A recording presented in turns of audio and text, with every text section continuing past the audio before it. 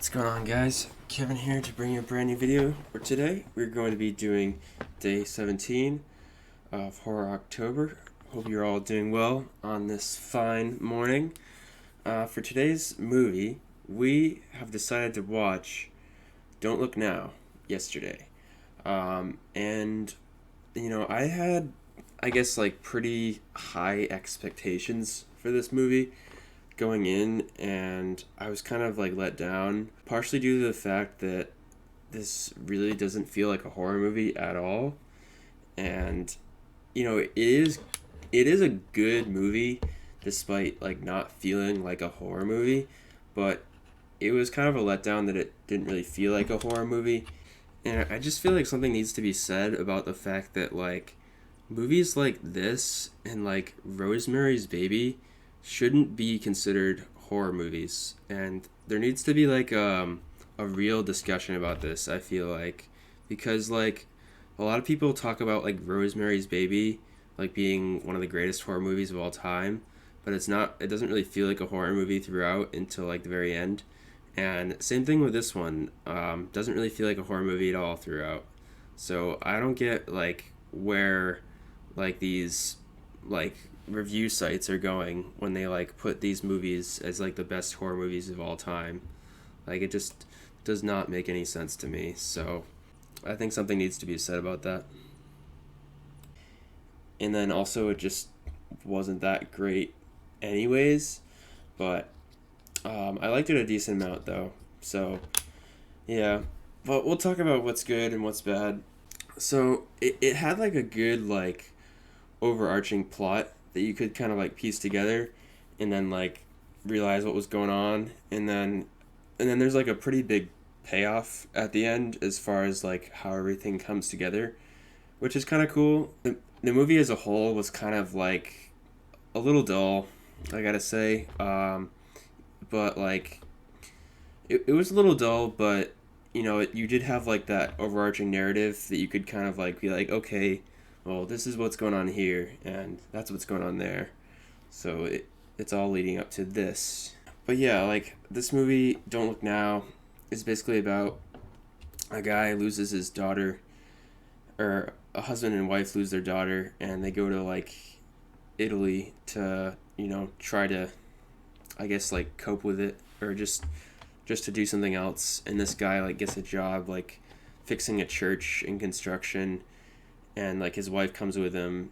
The husband and wife, they meet this blind lady who has these weird psychic abilities, which was interesting, because she could see things happening in the future before they happened, but so could Donald Sutherland's character, Baxter, which is cool.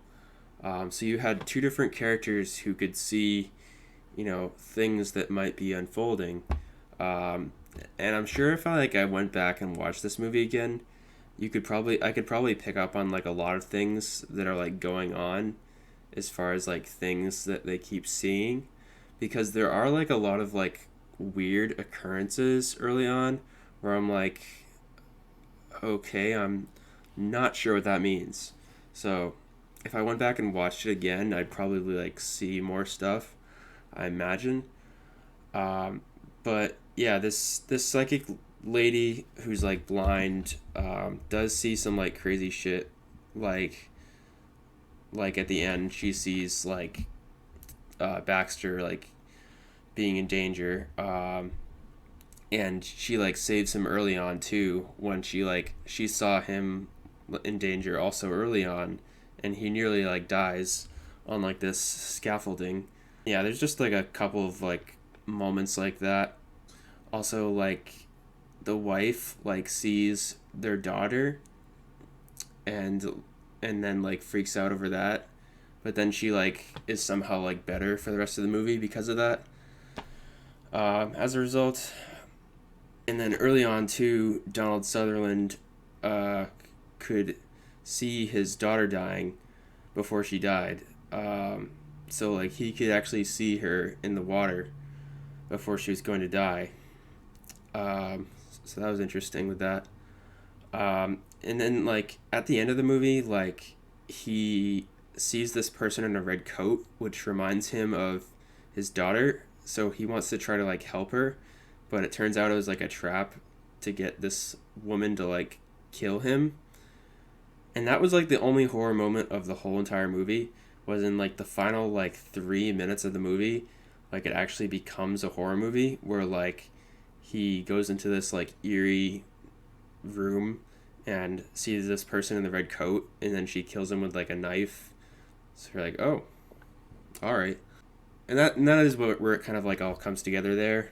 When she kills him, you're like, oh, I see. And then you realize that he had seen his wife on a boat with the blind lady, but that was actually a vision of the future, of his dead body being in a hearse and his wife being there on the hearse boat. So he was actually seeing the future, which was his wife with his dead body. So that's kind of an interesting thing to look at. But I mean, like, this movie is just like not all that like interesting throughout, but like it does have like a cool story to it, I guess. So I don't know. It wasn't terrible, but it also wasn't that great. I felt like there's also just like one part of this movie there where there's like an absurd amount of nudity like all at once with like Donald Sutherland and his wife, and you're like, why so much? Why the need for that? Like like there's so much nudity in the early beginning. I mean, it doesn't really hurt the movie, but you're just like, okay, why? Like, whatever. And Donald Sutherland is pretty good in this movie, I'd say. I think he does deliver a good performance. I do like Donald Sutherland, and I feel like his acting in this movie was pretty good. So yeah. So if I was to give this movie a rating, I think I'm gonna give it a 7.0 out of 10. Yeah. Alright, well, I hope you guys have enjoyed this video. Make sure to subscribe to see more content, and I'll see you guys in the next one.